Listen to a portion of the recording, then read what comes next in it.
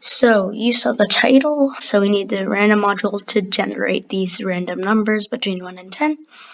We need to print them out so the user knows what the question is. And also we need the score variable to print how many questions you got in a row later in the program.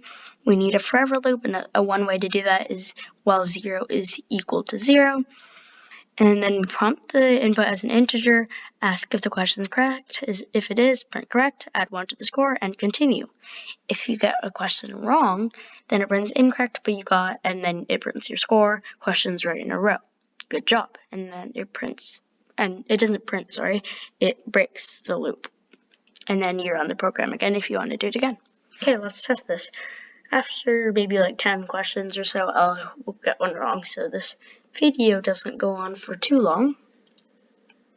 Okay, so yeah, you can just use this to get faster at your multiplication if you want. So yeah, it's pretty nice. And you don't want the program to be too fancy, or else it might lag a bit, and then there'll be some time between when it asks you like each question, right? So yeah.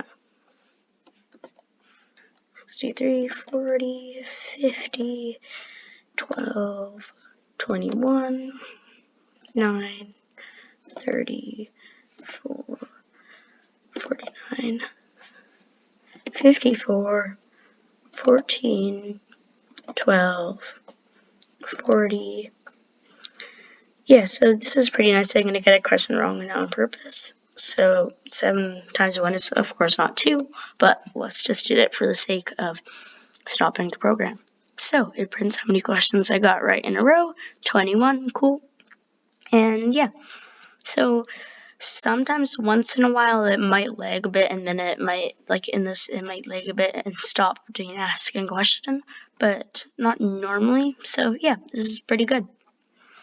Okay, this like how this program works is pretty nice. Yeah, okay, thanks for watching. Hope this was helpful.